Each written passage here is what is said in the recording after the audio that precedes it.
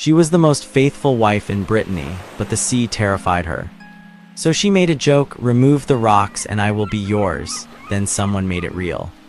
The rocks were gone, now honor demanded the impossible. In a world of magic, promises are dangerous. Welcome to the Franklin's tale. So the Franklin clears his throat and speaks up, turning his benevolent, rosy face toward the young squire. Honestly, he says, you did a splendid job. I have to praise your wit. Considering your tender age, you spoke with real feeling and intelligence. I'll admit, in my humble judgment, there isn't a soul here who can match your eloquence. I truly hope you keep it up. You see, I have a son myself, the Franklin confides, leaning in as if sharing a secret over a pint.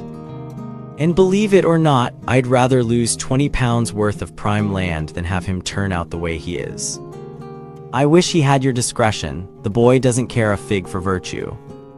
He just plays dice, spends money like water, and would rather chat with a stable boy than a gentleman who could teach him some proper manners.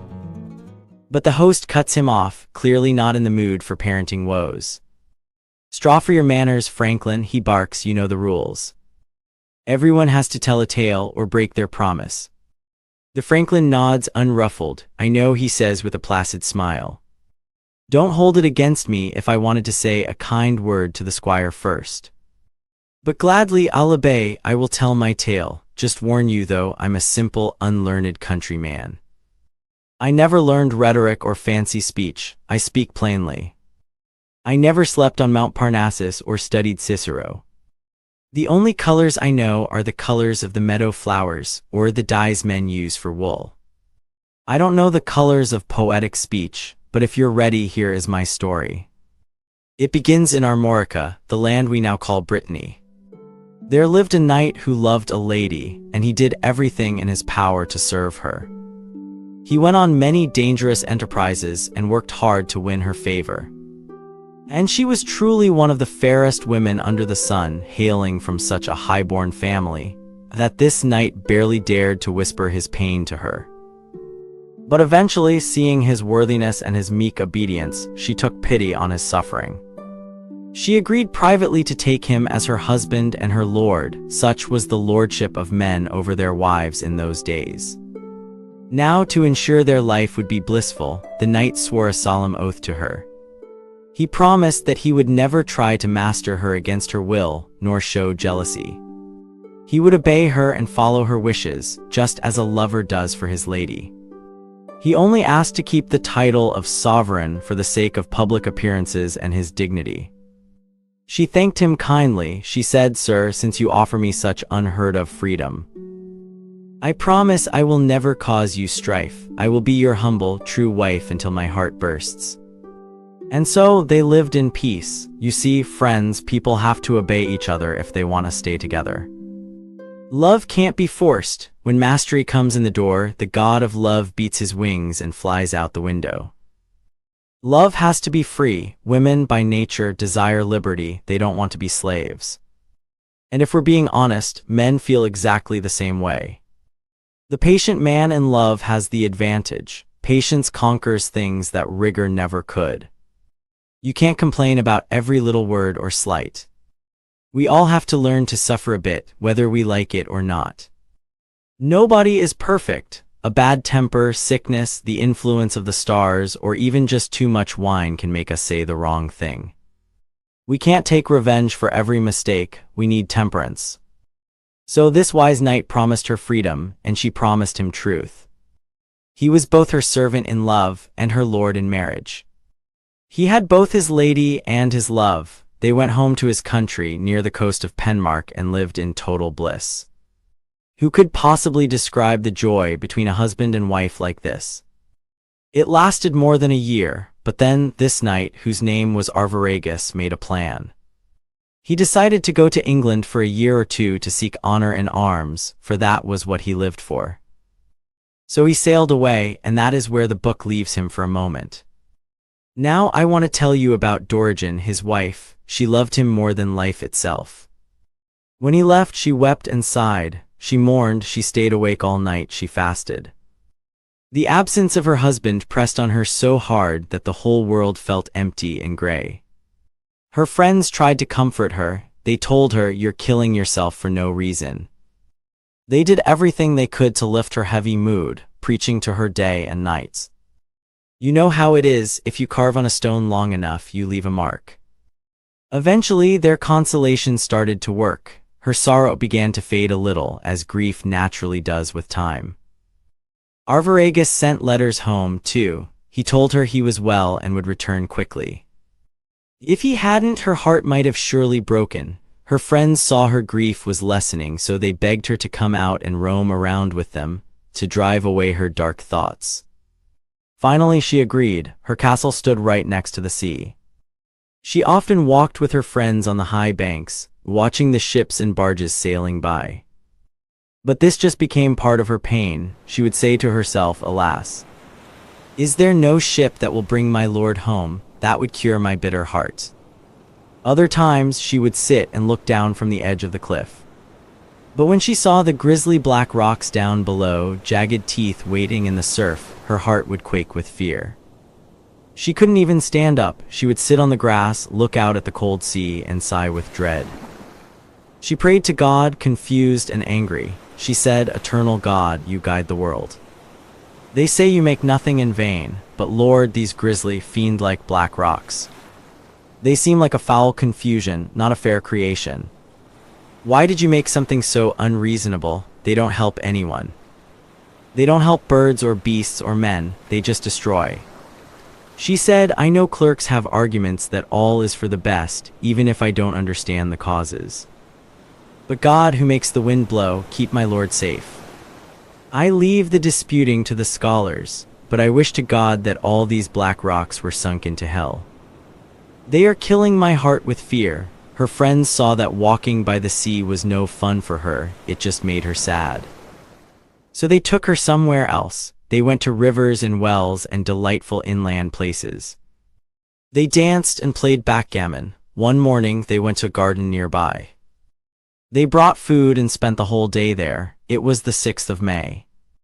The gentle May rains had painted the garden with soft showers, filling it with vibrant green leaves and colorful flowers. It was so skillfully made that it looked like paradise itself. The smell of the flowers and the fresh sights would have made any heart light, unless it was weighed down by great sickness or sorrow. After dinner, they began to dance and sing, everyone except Dorigen. She just made her silent complaint because she didn't see her husband in the dance. But she stayed and tried to hope for the best. Now in this dance there was a squire. He was dancing right in front of Dorigen. He was fresher and jollier than the month of May itself. He sang and danced better than anyone. He was young, strong, virtuous, and rich, one of the best-looking men alive. And if I'm telling the truth, unbeknownst to Dorigen, this squire, his name was Aurelius, had loved her for 2 years. He loved her more than any creature on earth, but he never dared to tell her. He drank his pain in silence. He was in despair. The only thing he did was write songs. He would betray his woe in general complaints, singing about loving someone who didn't love him back. He languished like a fury in hell, or like Echo dying for Narcissus. But at dances, he would sometimes look at her face, like a man begging for grace. She didn't know what he meant, though, but it happened that day. Before they left the garden, they started talking. He was her neighbor after all, and a man of honor. She had known him for a long time, so Aurelius saw his chance. He said, "Madam, by God, if I knew it would gladden your heart. I wish that the day Arviragus went overseas, I had gone to a place of no return. Because I know my service is in vain, my reward is just a bursting heart. Madam, have pity on my pain. A single word from you can save me or kill me.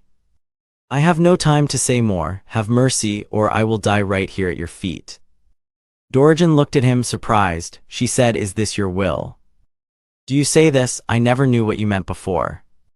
But now, Aurelius, I know your intent, and by the God who gave me life, I will never be an untrue wife. I will belong to him to whom I am knit. Take that as my final answer." But then, seeing his crushed face, she added something in play. She said, "Aurelius, I will grant you your love on this condition. Look at the coast of Brittany, if you can remove all the rocks stone by stone, so that they don't block any ship or boat. I say, when you have made the coast so clean that there isn't a single stone to be seen, then I will love you best of all men. You have my word, but she knew it would never happen.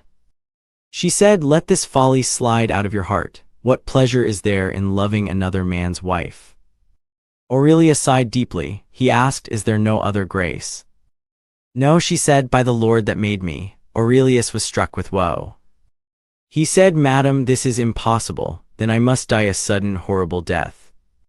And he turned away. Her other friends came over. They roamed up and down the alleys, knowing nothing of this conversation. They reveled until the sun lost its hue and night fell. They went home in joy, all except the wretched Aurelius. He went to his house with a heavy heart. He felt death coming. He held his hands up to the heavens and fell on his bare knees. He was raving. He said his prayer first to the sun.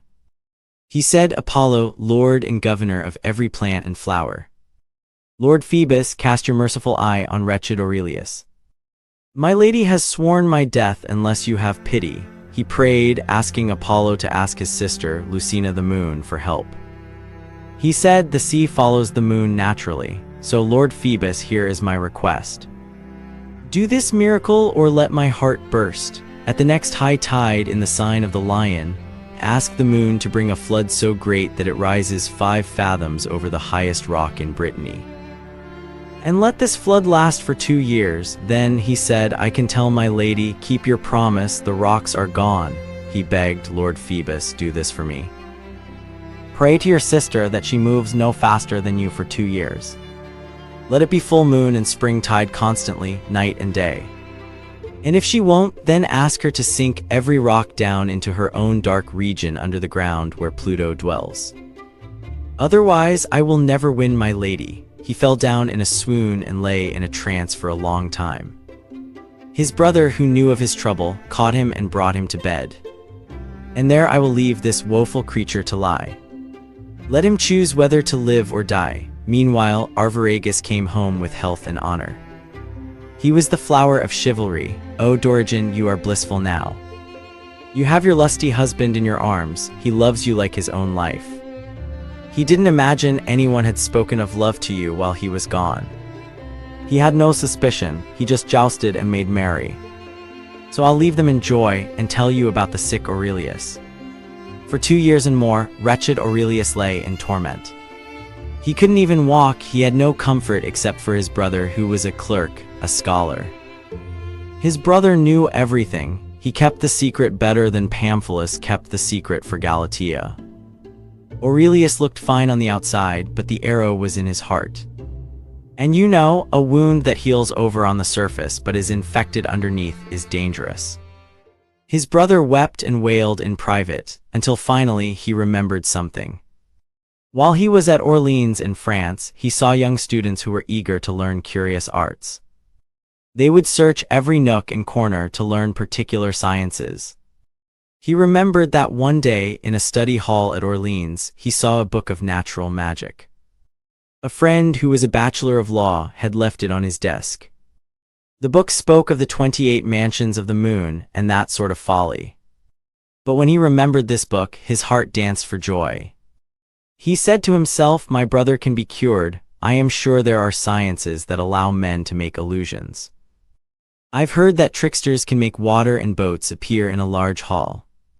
Sometimes a grim lion or flowers or a vine with red and white grapes. Sometimes a stone castle, and then when they want, they make it vanish. So he concluded, if I can find an old friend at Orleans who knows about the moon's mansions, or other natural magic, he could help my brother win his love. A scholar could make it look like all the black rocks of Brittany have disappeared. If the illusion lasts just a day or two, my brother will be cured. Dorigen will have to keep her promise, or at least be shamed. Why make a long tale of it? He went to his brother's bed. He gave him so much hope about going to Orleans that Aurelius jumped up. And so they set off on their way, hoping to be eased of this terrible care. They were almost at the city, maybe a few hundred yards away, when they bumped into a young scholar. He was just out for a stroll, but before they could even introduce themselves, this stranger greeted them in Latin and said something strange. He said, "I know exactly why you're here." And believe it or not, before they took another step, he told them everything they were planning to do. It turns out this scholar was an old friend of theirs. Aurelius asked about some of the other guys they used to know back in the day, and the scholar sadly told him they had all passed away. Aurelius actually shed a tear or two hearing that. But they didn't dwell on it. Aurelius got off his horse and went home with this magician. And let me tell you, this house was incredible. Aurelius had never seen a place so well furnished in his entire life. The food was amazing too, they lacked for nothing. Then the show started. Before they even sat down for supper, the magician began to show them illusions. Suddenly they weren't in a house anymore. They were looking at forests and parks filled with wild deer, the biggest stags with the highest antlers you've ever seen. They saw hundreds of them being hunted down by hounds. They saw archers leaving some of them bleeding with bitter wounds. Then the scene shifted, the deer vanished. Now they were standing by a beautiful river. They saw falconers releasing their hawks, watching them swoop down to catch herons. Then the scene changed again. Now they saw knights jousting on a great plain, charging at each other. And finally, to really seal the deal, the magician showed Aurelius a vision of his beloved Dorigen. She was dancing, and Aurelius, or at least a version of him, was dancing right there with her. Just when Aurelius was completely lost in the moment, the magician clapped his hands together.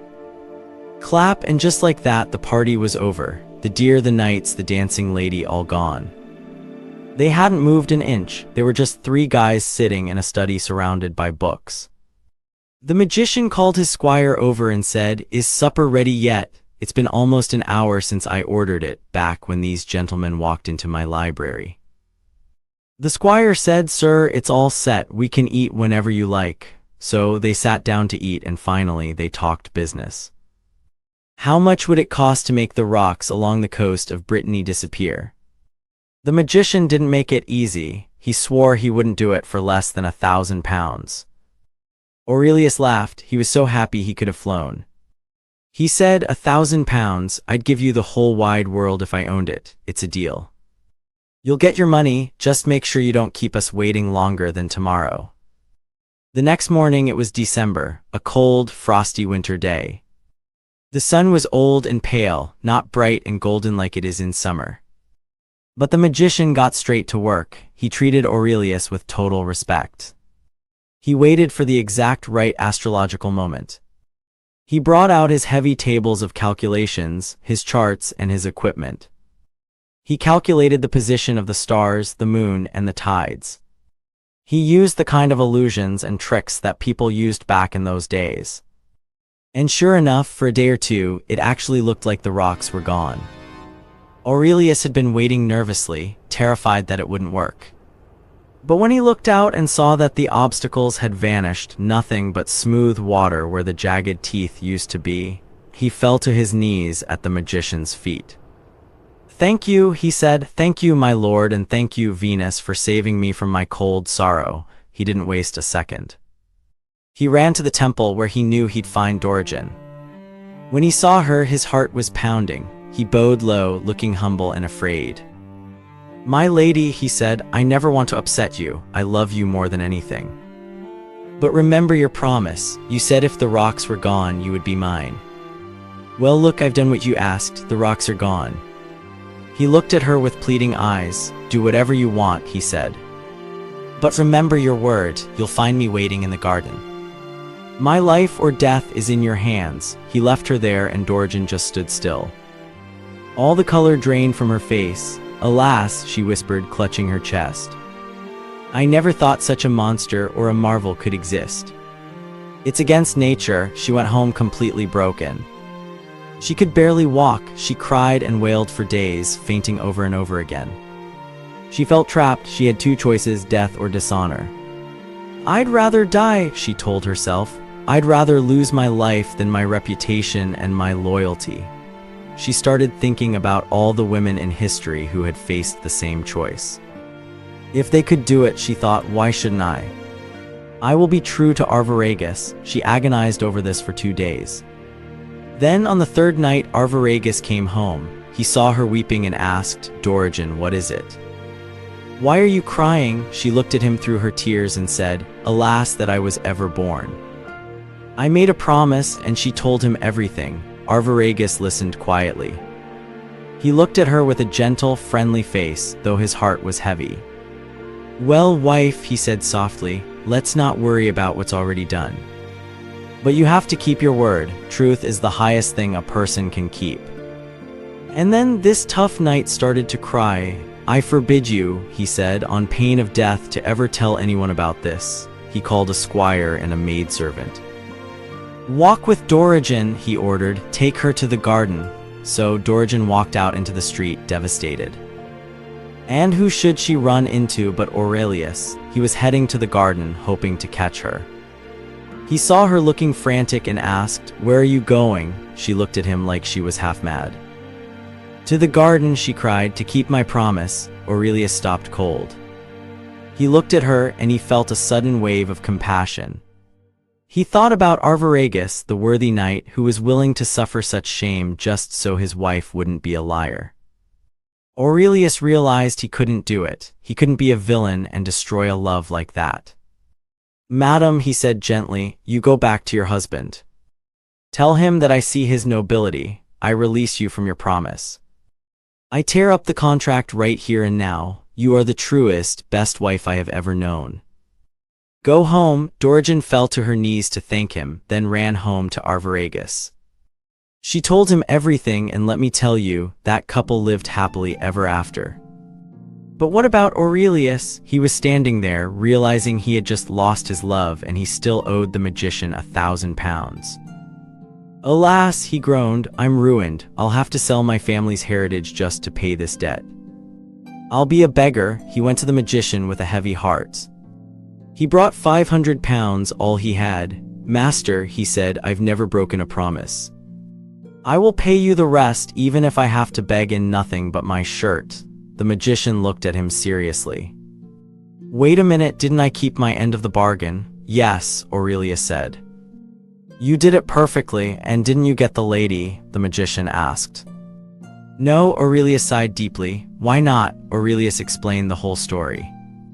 The magician listened, then smiled. My dear brother, he said. The knight did a noble deed, and you, a squire, did a noble deed. Do you think a scholar can't be noble too? He pushed the gold back across the table. Sir, I release you from your debt. Keep your 1,000 pounds. Farewell. So, friends, I'll leave you with one question to think about tonight. Which one of them was the most generous? That's where I'll leave it. My story is done. It really makes you think, doesn't it? In a world where everyone could have been selfish, they all chose to be noble instead. That ripple effect of kindness, starting with Arviragus' commitment to truth and ending with the magician's forgiveness of a massive debt, is a rare and beautiful thing. If you appreciated this display of virtue and want to show a little generosity of your own, please hit that like button. It costs you nothing but means the world to us. And to ensure you don't miss our next tale of romance and adventure, subscribe and ring the bell. Until then, may your promises always be kept.